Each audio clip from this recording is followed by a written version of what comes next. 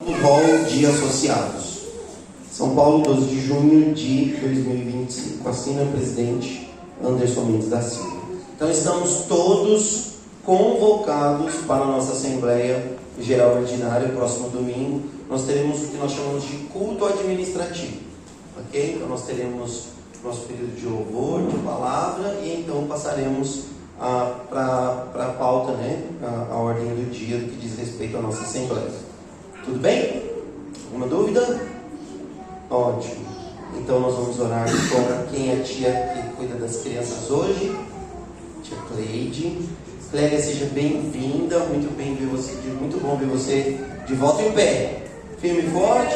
Está melhorando? Está cuidando, Clélia? Ou está... Não, estou cuidando. Está cuidando. Fazendo fisioterapia já? Ótimo, graças a Deus. As crianças podem vir aqui para nós orarmos? Quem são as crianças que virão aqui para a gente orar? Crianças, pré-adolescentes. Quero arrumar briga com ninguém. E aí, tudo bem, Pedro?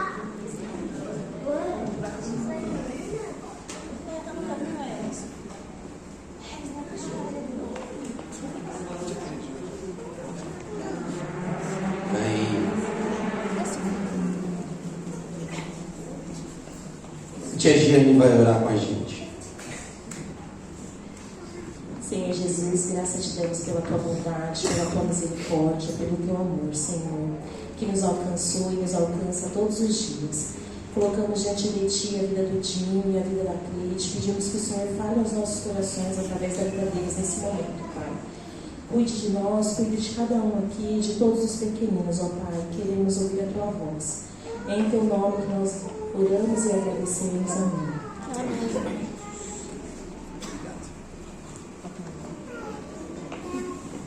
Cara de paisagem. Deus abençoe.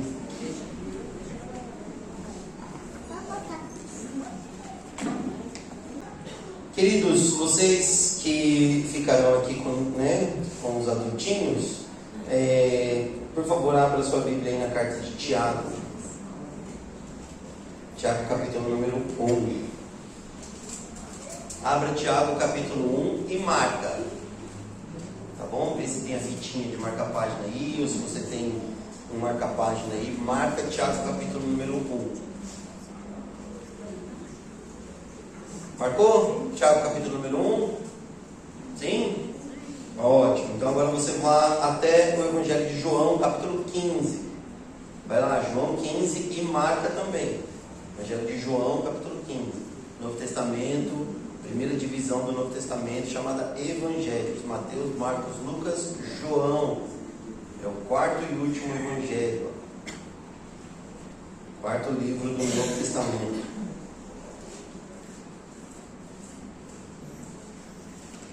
Amém, misericórdia? Amém. Misericórdia, irmão? Diga misericórdia, assim. Ótimo, marcou João 15, agora você vai até lá em Evangelho de Lucas, capítulo número 10. Lucas, terceiro livro do Novo Testamento, primeira divisão do Novo Testamento, chamado Evangelhos. Mateus, Marcos, Lucas.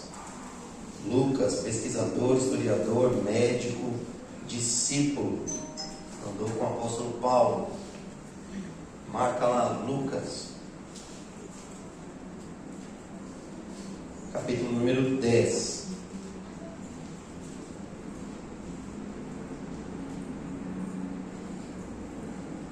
Amém? Sem ficar rindo de quem está com a Bíblia só no aplicativo, tá, irmãos? Agora, volta lá para o primeiro texto que você marcou. Tiago, abre lá, Tiago, capítulo número 1.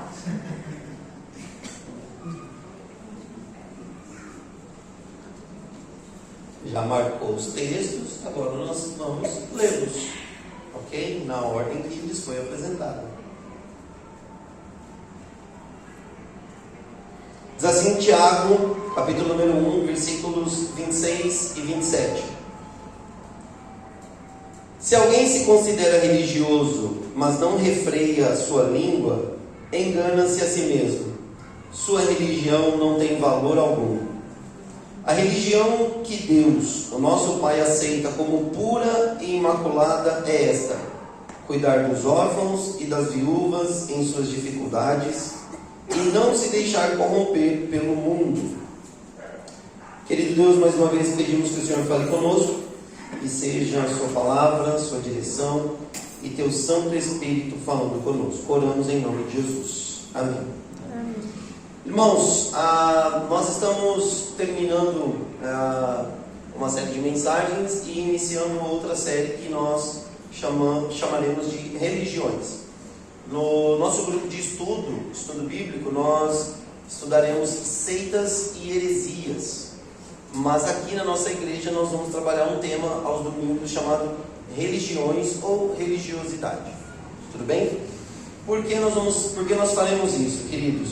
Porque é muito fácil nós entrarmos numa sala de aula, como nós entraremos com a nossa turma, e falar sobre as seitas e as heresias que nós vemos por aí, que nós recebemos no nosso celular, ou que nós conversamos com amigos, parentes, pessoas que vêm bater na nossa porta, né? Seja no domingo de manhã, seja no sábado, e a gente vê muitos movimentos acontecendo assim, do que eles chamam de evangelização, mas uma ideia de propagação de mensagem que nós entendemos que não é adequado.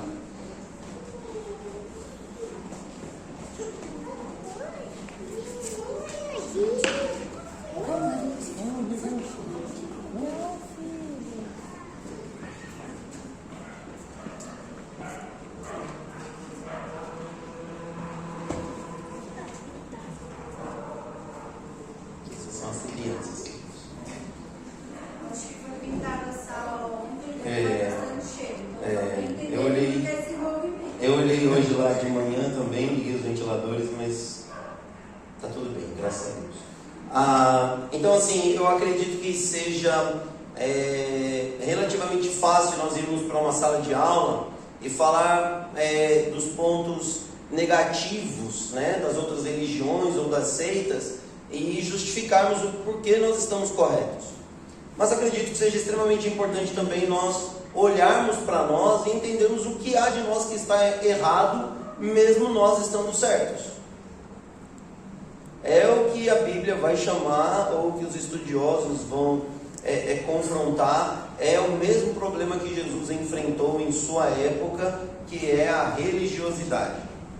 Não podemos nos esquecer de que Cristo Jesus foi levado à cruz por causa de um pedido dos fariseus, dos religiosos, dos responsáveis pela administração do templo e do culto a Deus em Israel. Foram eles que mandaram, né? Foram eles que pediram, que subornaram Judas traiu Jesus, e aí, por mando ou pedido deles aos soldados romanos, eles foram até o Getsemane, prenderam Jesus e levaram Jesus para ser julgado por Pilatos. Foi um pedido dos religiosos, daqueles que detinham o poder, o estudo e a interpretação das Sagradas Escrituras. Não foram as pessoas que detestavam os judeus, não foram as pessoas que eram gentios, né? Outros povos que foram atrás de Jesus. Não, foram os religiosos da época. E se você ler cuidadosamente as palavras de Jesus no Novo Testamento, você vai ver que os grandes embates de Cristo Jesus foi com os religiosos. Não foi com os pecadores, não foi com os gentios, foi com os religiosos. A palavra religião vem do latim, que significa religare, uma palavra que foi colocada justamente para dizer religião, religare, ou aquele que religa, reconecta a humanidade e Deus.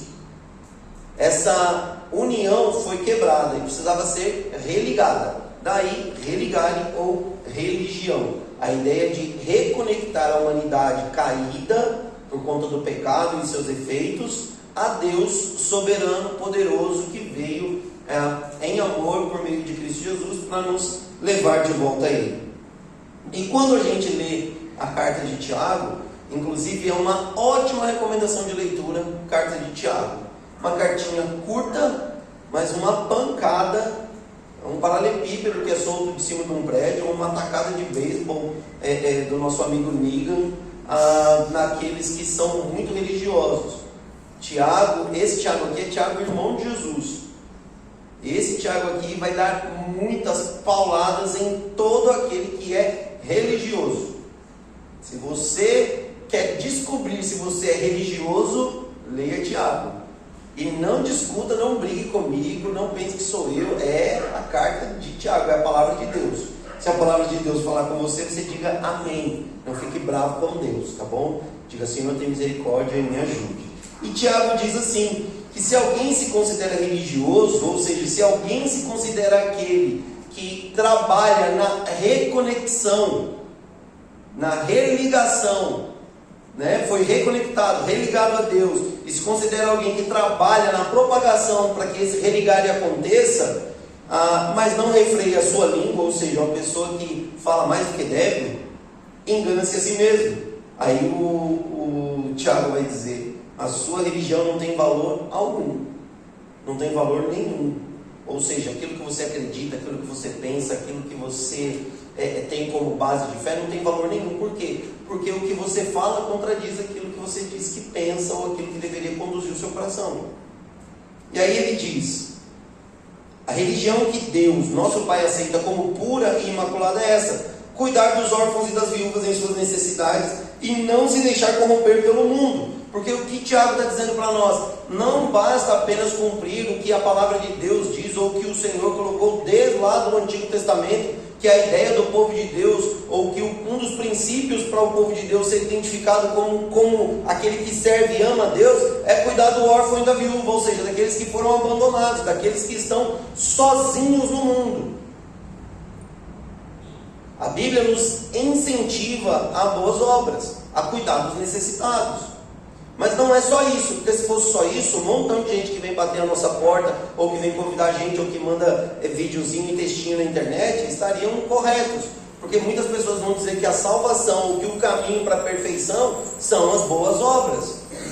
Então fazer práticas de obras de justiça, cuidar do necessitado, ajudar aqueles que a gente entende que estão passando por necessidade. Mas a salvação não é apenas boas obras, ou as boas obras não são conquistadas, as boas obras não são praticadas para a conquista da salvação. É por isso que Tiago junta isso a quê? A não se deixar corromper pelo mundo. E o que é se corromper pelo mundo? É olhar para as coisas que o mundo oferece e amar mais do que amar a Deus, que é um grande problema da maioria de nós. Não é errado assumirmos que temos essa grande dificuldade, esse grande problema. O quê? Que nós acordamos e tocamos a nossa vida preocupada com as coisas que nós queremos conquistar neste mundo e não com o que Deus quer para nós. É uma vida fora de propósito. Sabemos que Deus nos ama, sabemos que Deus nos chamou, sabemos que Deus enviou o Espírito Santo para habitar em nós, mas nós temos outras coisas como prioridades, além de obedecer a Deus. A gente vai fazendo essas coisas obedecendo a Deus. Nós não vivemos obedecendo a Deus e fazendo essas coisas. Nós invertemos a ordem e achamos que está tudo bem. E o mundo sempre vai ter uma coisa melhor para nos oferecer do que o que nós temos hoje. Sempre. Sempre. Não tenha nenhuma dúvida disso. A gente ora para que Deus nos dê algo melhor e buscamos por isso. Mas quando isso nos é oferecido, nós precisamos orar e pedir discernimento de Deus para saber se é o Senhor que está nos apresentando isso ou é o mundo que está nos tentando. Consegue entender? É difícil isso, gente, não é fácil não. E Tiago está dizendo para nós que nós precisamos lutar no cuidado do órfão e da viúva, mas não nos deixar ser corrompidos pelos grandes desejos ou os prazeres deste mundo. Aí nós perguntamos, que religião é essa aqui? Tiago está dizendo para nós que nós precisamos ser religiosos? Não. Tiago está dizendo para nós que nós precisamos amar a Deus, ou seja, rejeitar o mundo e amar o próximo, como nós amamos a nós mesmos.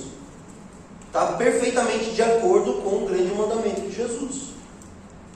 Perfeitamente alinhado, caminhando juntinho. Para quê? Para que nós não sejamos religiosos no sentido de fazemos e fazemos e fazemos coisas. Não, nós amamos a Deus, servimos ao Senhor, e aí nós vamos reconectando todos aqueles que estão ao nosso redor a Deus por meio da obediência à palavra do Senhor.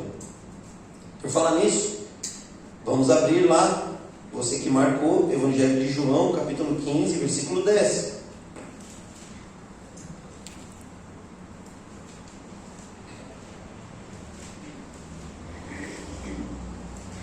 Evangelho de João, capítulo 15, versículo 10. Você que achou, leia pra gente aí, o que diz João 15, 10? Bem alto e forte, tá? Calma, Bia. Vamos lá? João 15, 10? Alguém aí? Se obedeceres os meus mandamentos, permanecereis no meu amor, exatamente como eu tenho obedecido às ordens do meu Pai e permaneço em seu amor. Olha só, se vocês obedecerem os meus mandamentos, a Carla leu uma versão, permanecereis. Eita, caramba. A Carla leu uma Bíblia da época dela, eu leio uma da minha época, que diz assim: permanecerão no meu amor. Então Jesus está dizendo que existe uma condição para que nós possamos permanecer no amor de Deus, e o amor de Deus permanecer em nós, porque ele fala assim: eu obedeço a Deus porque eu amo, por isso nós permanecemos juntos em amor. Então você que diz que ama a Deus, isso só é comprovado se você obedece a Deus. Não tem jeito. Se você diz que ama a Deus, você precisa obedecê-lo. A vida com Deus é uma vida de obediência. Eu disse isso aqui para vocês, aprendi no seminário com o pastor Itamir Neves. Ele disse para nós: a palavra mais importante da Bíblia no que diz respeito à característica de um filho de Deus é obediência. Não é você decorar versículo, não é você saber cantar as melhores canções, não é você saber ser uma pessoa que sabe tocar as notas mais difíceis, não é você ser a pessoa que bate de porta em porta para falar do amor de Deus, é você que obedece a Deus. Obediência. É mais ou menos o seguinte: eu tenho uma cachorrinha, né? A Zoe. Ela é uma cachorrinha muito dócil, muito bonitinha, bagunceira de tudo. Então eu olho para a Zoe e eu falo assim: Zoe, não sobe no sofá, fica. A Zoe fica. Ela obedece. Mas não é porque ela me ama, não, é porque eu estou ali.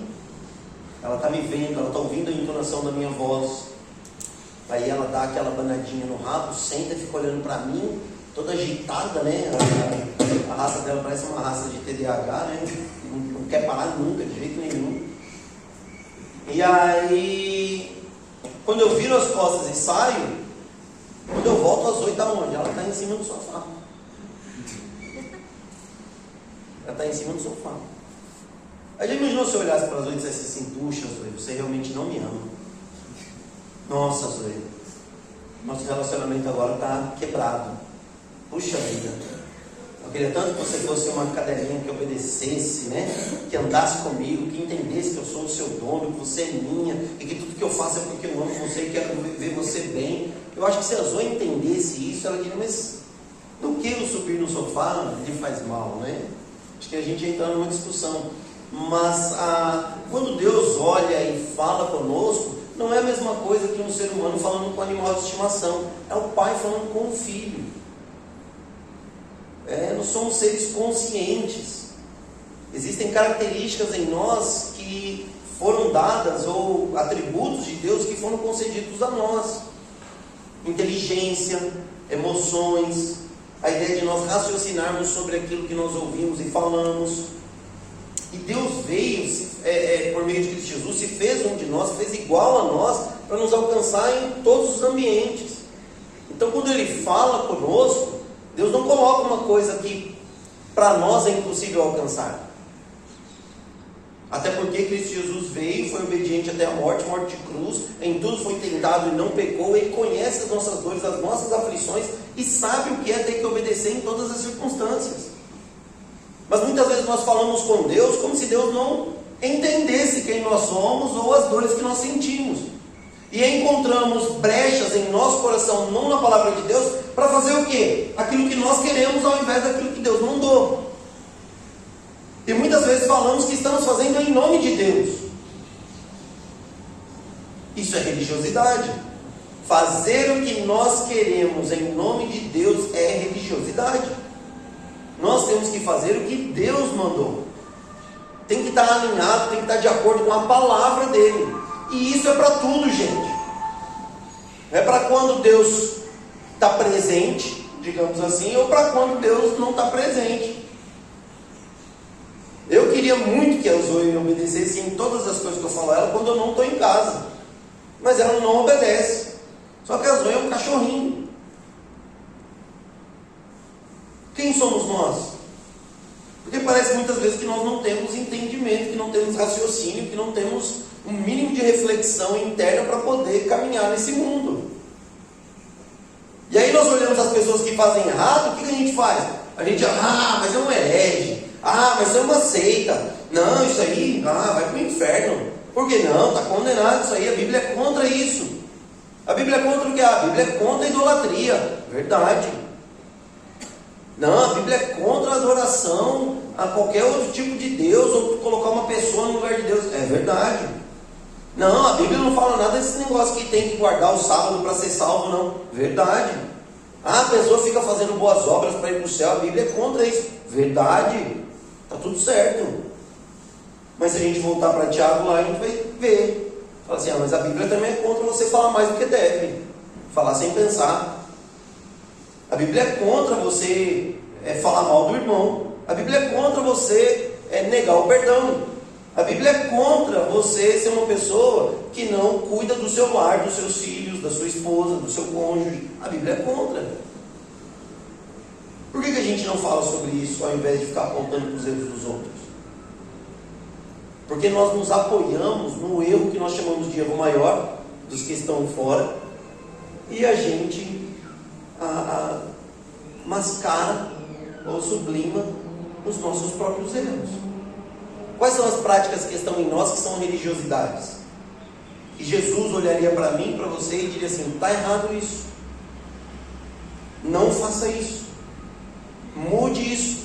Pare com esse comportamento. Seja uma pessoa que obedece aos meus mandamentos e permanecerá no meu amor. Porque se você não obedece, porque gente, de verdade, uma grande pergunta nossa, né? Muitas vezes nós fazemos por causa das circunstâncias será que Deus me ama mesmo? Olha como é que está a minha vida, olha como é que está essa situação, olha o que eu vivi, olha o que está acontecendo. Não estou dizendo que a gente não tem que tomar cuidado, né? O Gabriel me procurou lá, agora antes de começar o culto, falou, pastor, posso colocar a moto aqui dentro? Porque parece que o pessoal veio roubar a moto nessa região agora, né? Aí o Gabriel, preciso guardar a moto. Beleza, Gabriel, vamos guardar a moto. Coloca aí dentro. Então assim, a gente tem que tomar cuidado, não vai ficar deixando as coisas expostas, mas nós precisamos aprender que nós não fazemos ou não corremos atrás de determinadas coisas porque nós queremos mostrar que somos melhores do que os outros. Nós fazemos por prudência. Agora, obedecer os mandamentos de Deus é o mínimo que nós deveríamos nos preocupar. É o mínimo, porque nós conhecemos, nós sabemos. Não tenho dúvida nenhuma, você e eu sabemos exatamente qual é o nosso maior erro e qual é o posicionamento de Deus diante desse nosso erro. Aliás, nós só sabemos que é um erro por causa da palavra de Deus. É ou não é? Se na Bíblia não tivesse escrito não matarás, quem aqui seria assassino não só de pensamento, não só no coração, né? Aí você lê o Evangelho de Mateus e fala assim, Jesus piorou a coisa, né? Porque Jesus fala que se a gente não obedecer os mandamentos dele, a gente não permanece no amor dele. Mas Jesus diz para nós que se nós olharmos para uma pessoa com segundas intenções, nós já adulteramos. Se nós odiarmos, nós já matamos. Assim, rapaz, então eu vou ter que virar um eremita, né? Vou ter que viver no deserto, longe de todo mundo. Porque se eu ando de carro, eu xingo todo mundo. Se eu vejo um motoqueiro passando, o Gabriel é nosso irmão motoqueiro. Se eu vejo um motoqueiro passando buzinando, eu falo, nossa, como gosta do som da buzina, né? Podia gravar assim num looping contínuo, colocar o fone de ouvido, dorme com esse som no ouvido, né? Pede para Alexa, toque som de buzina de moto. O irmão Edson também é motoqueiro. Ou motociclista, não se sintam ofendidos, irmãos. Eles se dividem também, tá bom? Eles se classificam como diferentes. Está tudo certo, está tudo bem. Mas a verdade é que nós conhecemos, porque a Bíblia diz que nós conhecemos a palavra do Senhor, e Jesus está dizendo, se vocês obedecerem os meus mandamentos, permanecerão no meu amor, assim como tenho obedecido aos mandamentos do meu Pai, e em seu amor eu permaneço. obediência. Uma vida sem obediência é uma vida de religiosidade. Eu amo Deus, você obedece? Não. Por quê? Porque eu sou um religioso. Você vai à igreja? Claro, eu amo Jesus. Você paga as suas contas? Claro, a Bíblia diz que a gente precisa honrar, né, a nossa palavra, seja o seu sim, sim, o seu não, não. Passar disso vem do diabo. Mas só esse versículo aqui, quanta briga daria entre nós, né, irmãos? Você disse sim, agora está falando não. Miserável, pecador. Nós temos muitos textos, mas aí quando a gente olha para nós, imagina Jesus olha para nós: você obedece os meus mandamentos? Alguns sim, outros não, porque o Senhor sabe que é mais difícil. Jesus olhar para ele: não, eu obedeci todos eles, se eu conseguir, você também consegue. Mas o Senhor é Jesus, né? Mas eu me fiz homem igualzinho a vocês, fui fiel até a morte de cruz, e graças a Deus que nós temos acesso, né, a Deus, e podemos ter o perdão de nossos pecados. E aí eu quero caminhar na direção final nossa aqui, lendo lá o Evangelho de Lucas, capítulo número 10, a partir do versículo 25.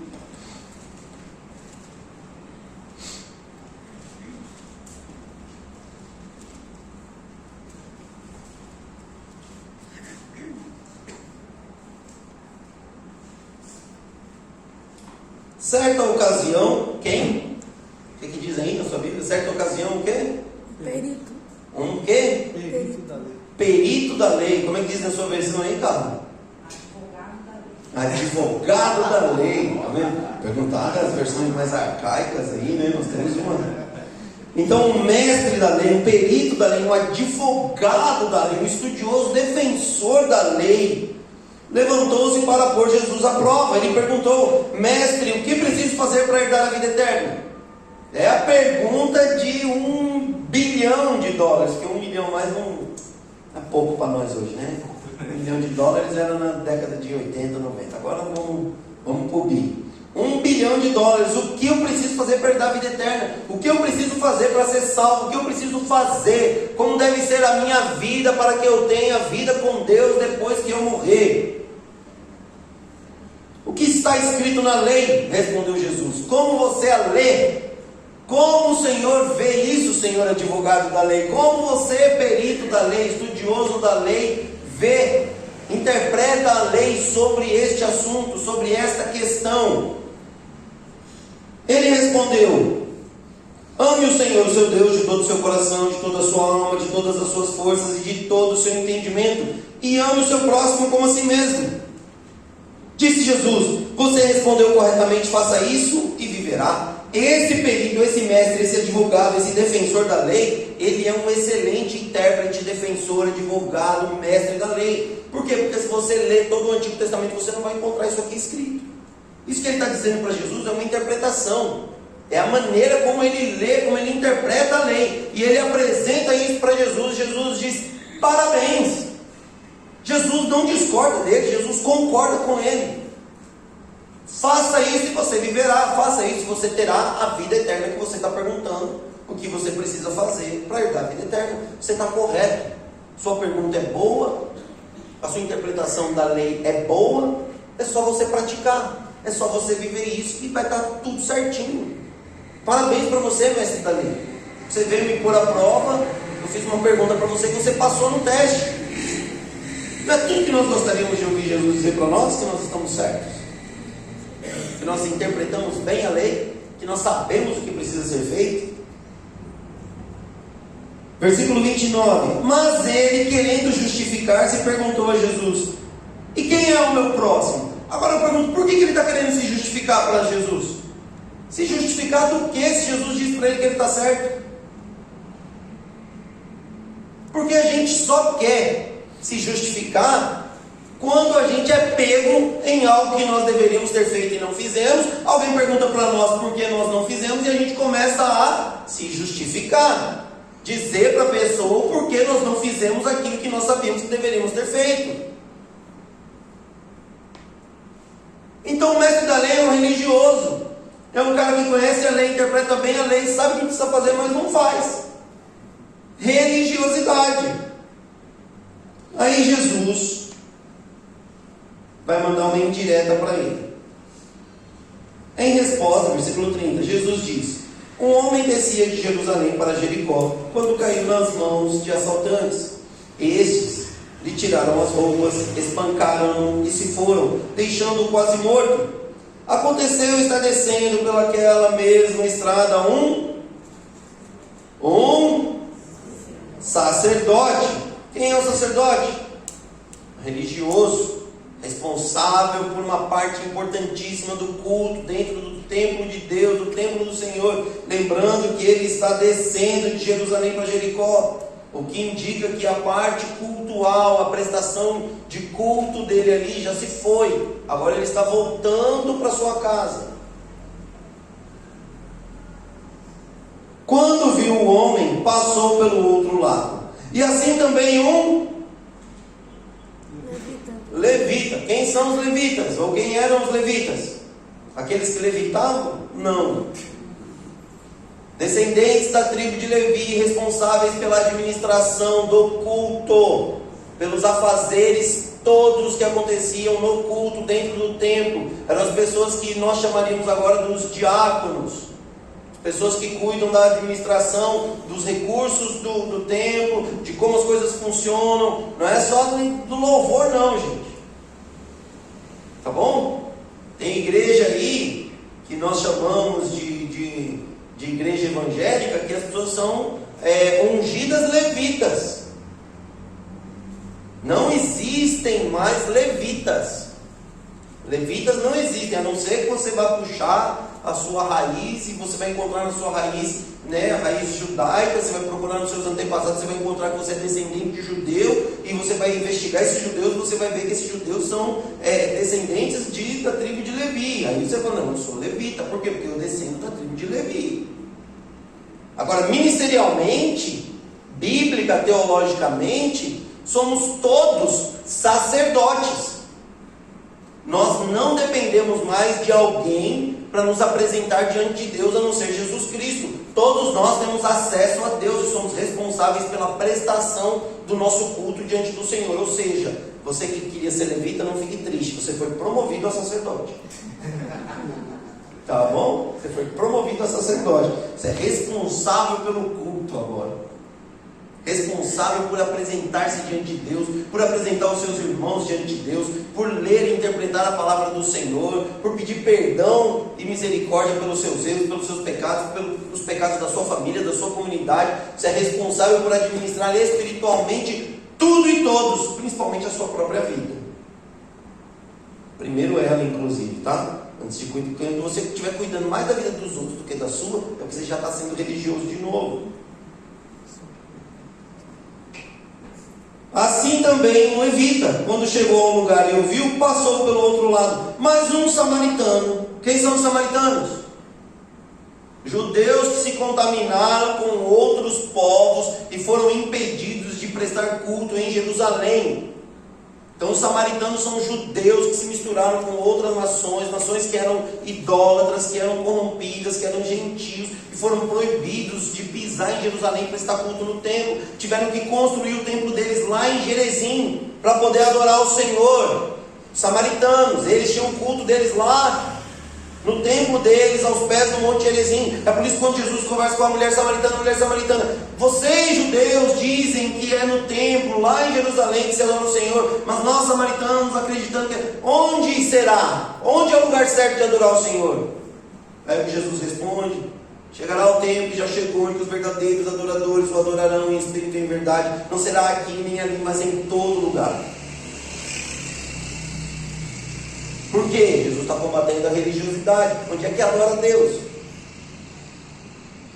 Jesus está contando isso aqui para um mestre da lei, que está tentando se justificar de algo que ele mesmo disse que é certo, mas não faz. Aí Jesus fala: pois é, você que é mestre da lei não faz? Vou contar uma historinha para você. Um homem estava descendo a estrada, foi pego por assaltantes, foi espancado, assaltado, deixado quase morto, quase nu, quase morto na beira da estrada. Aí veio uma pessoa igual a você, um sacerdote religioso. Quando viu, atravessou a rua e foi embora. Mesma coisa fez um levita, atravessou a rua e foi embora. Mas um samaritano que vocês condenam, que vocês recriminam, que vocês têm como impuros, que vocês têm como uma pessoa contaminada, que não tem direito ao culto, ao acesso ao templo, à prestação de contas, ao acerto de contas, para ser religado a Deus, esse cuidou. Que é o que Jesus vai falar no seguinte, nos versículos seguintes. Esse samaritano, estando em viagem, chegou onde se encontrava o homem, e quando viu, teve o quê? Piedade dele. Aproximou-se, enfaixou-lhe as feridas, derramando nelas vinho e óleo. Depois colocou-o sobre o seu próprio animal, levou-o para uma hospedaria e cuidou dele. No dia seguinte deu 2 denários, suficiente para pagamento de 2 dias de trabalho. Deu-lhe 2 denários ao hospedeiro e lhe disse: cuide dele, quando eu voltar eu pagarei todas as despesas que você tiver. Aí Jesus olha para o mestre da lei, para o perito da lei, para o advogado da lei, para o intérprete da lei e diz: qual destes 3 você acha que foi o próximo daquele homem que caiu nas mãos dos assaltantes? E aí, queridos, nós temos algo revolucionário aqui. Um mestre da lei, um perito da lei, um judeu religioso, estudioso da palavra de Deus, que se aproximou de Jesus para colocar Jesus à prova, fazendo uma pergunta, para colocar Jesus contra a parede. Ele diz assim: aquele que teve misericórdia dele, respondeu o perito da lei. Jesus lhe disse: vá e faça o mesmo. Jesus está dizendo: vá e imite o samaritano. Imite esse que você julga, condena, acha que está errado só porque você olha para os defeitos dele. Olhe para os acertos dele e faça aquilo que é certo. Faça o mesmo. Consegue imaginar o tamanho do soco que Jesus está dando nas costelas do mestre da lei, do perito da lei? É uma pancada fortíssima. Por quê? Porque Jesus condena a religiosidade. Por que eu estou dizendo isso, queridos? Estou dizendo isso porque muitas vezes a gente olha para aqueles que nós chamamos de seitas, de heresias, e a gente vê as coisas que teologicamente os condenam ao castigo eterno, à separação perpétua de Deus, e a gente se afasta deles e condena, e está tudo bem para nós, só que eles estão fazendo coisas que nós deveríamos fazer. São eles muitas vezes que estão cuidando dos órfãos e das viúvas. São eles que estão criando organizações e movimentos para poder suprir a necessidade do povo, imagem e semelhança de Deus que foi corrompida pelo pecado, mas que está largada à beira da estrada. É muito fácil passar por um mendigo e vir para a igreja orar por ele. O que nós podemos fazer como igreja, não só de maneira assistencialista, mas de maneira que seja restauradora, progressiva, para tirar essa pessoa dessa situação, dessa circunstância? O que nós podemos fazer de fato?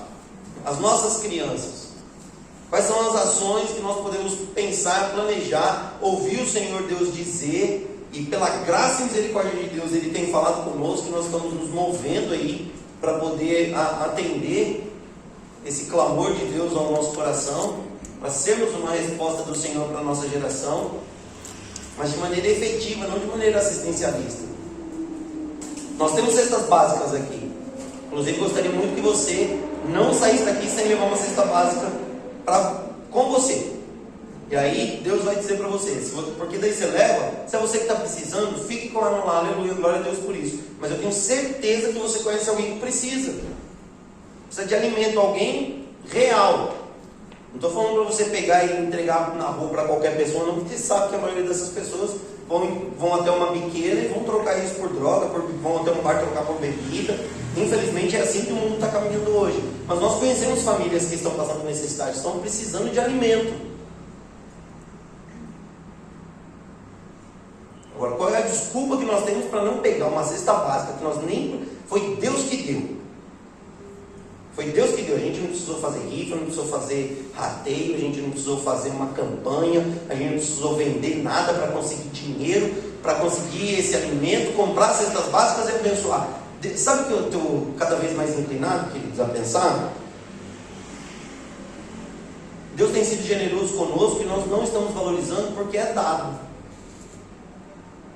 Daqui a pouquinho eu vou começar a olhar para você e vou olhar para mim também, vou dizer assim, olha, queridos, a gente tem cesta básica aí, e a gente está vendendo cesta básica por R$1,99.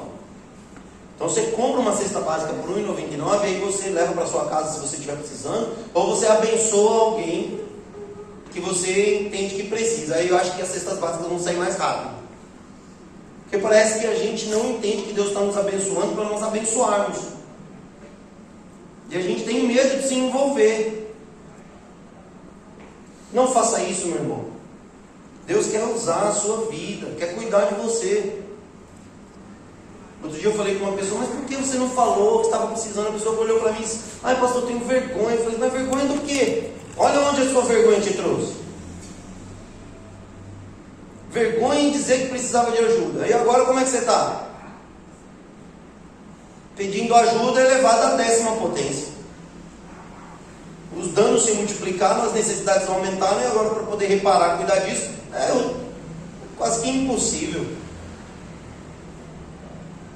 Nós precisamos ser aqueles que ouvem a palavra de Deus, discernem com a ajuda do Espírito Santo e obedecem aquilo que Deus tem nos mandado. E está tudo bem. Hoje nós precisamos de ajuda, pedimos ajuda. Amanhã nós estamos bem, vemos pessoas precisando de ajuda, nós só seremos aqueles que ajudarão. É assim que tem que ser. Porque senão nós nos tornaremos religiosos que ficam o tempo todo diante de Jesus, se justificando de coisas que nós sabemos que deveríamos fazer e não fazemos. E Jesus olha para a gente e fala assim, ué, mas você não veio trazer uma pergunta para mim? Foi, Jesus, mas eu não te dei uma resposta, eu não concordei com você com a sua resposta. Foi, Jesus. Eu falei, então vai, faça isso. Ah, mas sabe, aí Jesus, cara, te contar uma historinha. Aí Jesus vem e dá aquela lapada na gente, que a gente não tem que fazer a não ser concordar com Jesus. Só que aí a gente precisa decidir, depois dessa conversa com Jesus, nós vamos fazer o quê?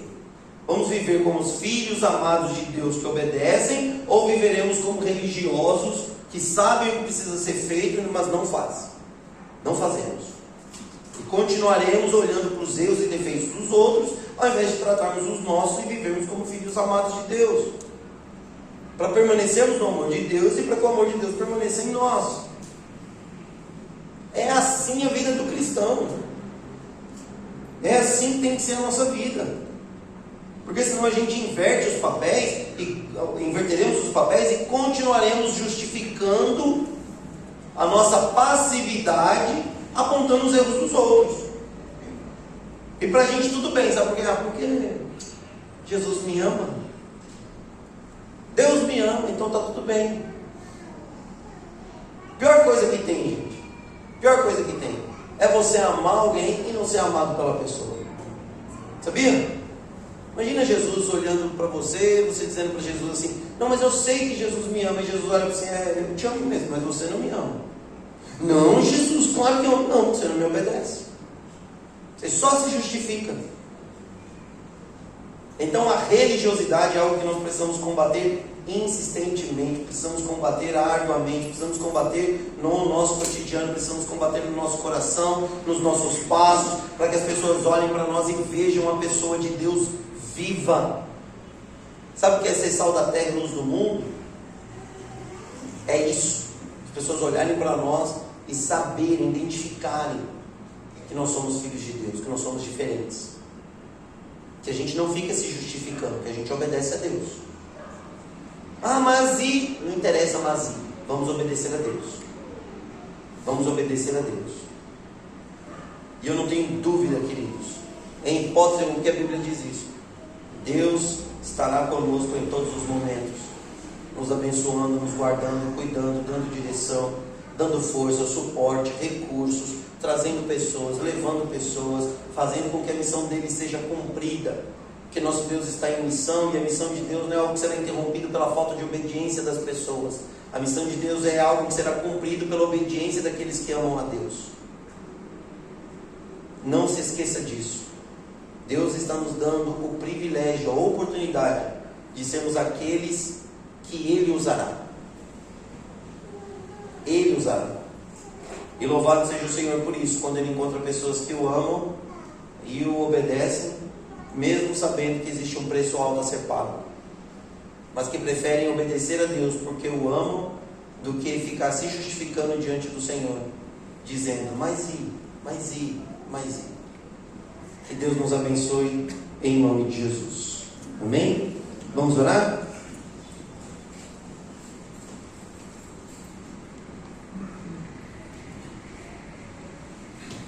Sabe aquilo que você fica se justificando diante de Deus? Você sabe que precisa consertar? Então ore agora você aí por isso. Tá bom? Eu vou fazer a minha oração aqui, depois vou orar por todos nós. Mas faça você a sua oração. Depois a gente ora por todos aqui.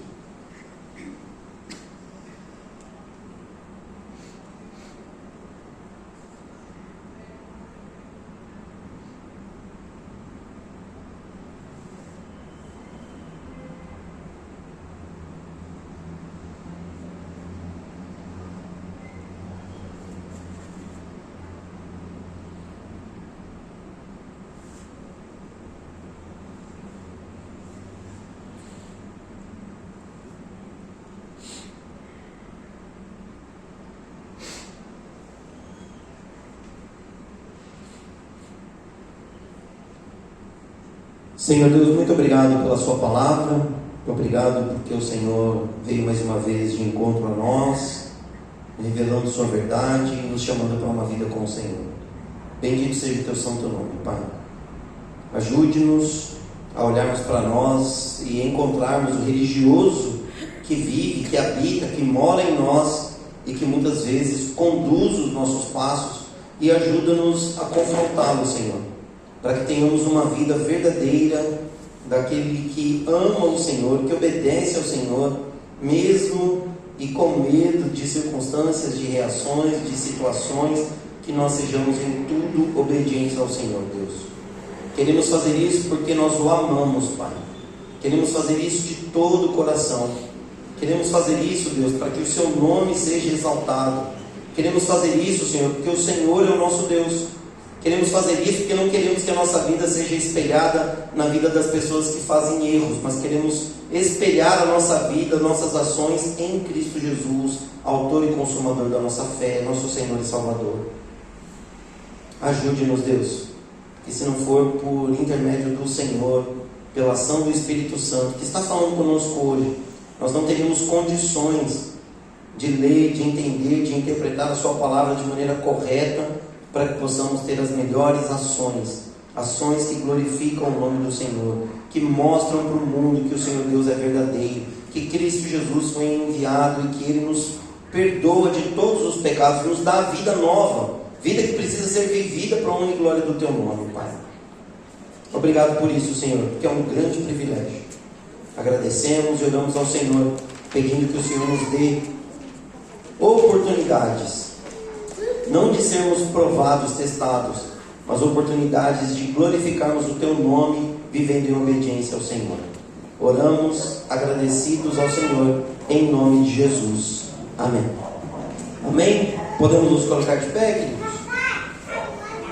Você que veio preparado para fazer seu dízimo e sua oferta, nós não tivemos no período de louvor, mas não se esqueça de fazer isso antes de sair. Que Deus abençoe você.